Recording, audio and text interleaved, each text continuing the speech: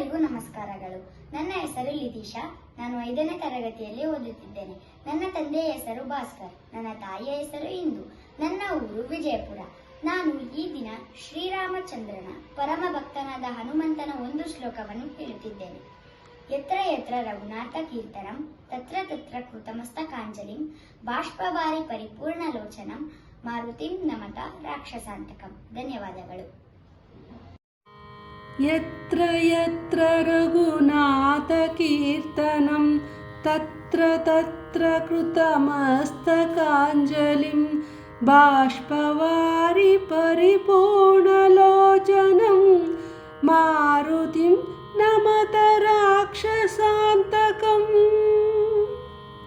ಮಹಾಧೈರ್ಯಶಾಲಿಯಾದ, ಯಾವ ಭಯವೂ ಇಲ್ಲದ ರಾಕ್ಷಸರನ್ನೆಲ್ಲ ಕೊಂದ ಹನುಮನ ಭಕ್ತಿ ಅಗಾಧವಾದದ್ದು.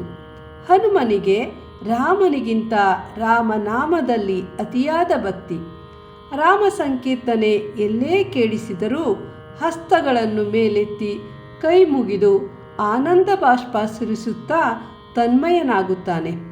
ಒಮ್ಮೆ ರಾಮ ಪಟ್ಟಾಭಿಷೇಕದ ಸಮಯದಲ್ಲಿ ಸೀತೆ ಅಮೂಲ್ಯವಾದ ರತ್ನಮಣಿಯ ಹಾರವನ್ನು ಹನುಮನಿಗೆ ಕೊಟ್ಟಾಗ ಹಿಂದು ಮುಂದು ನೋಡದೆ ಆ ಹಾರದ ಮಣಿಯನ್ನು ಕಿತ್ತು ಒಂದೊಂದಾಗಿ ಪರೀಕ್ಷಿಸಿ ಎಸೆಯುತ್ತಿದ್ದ.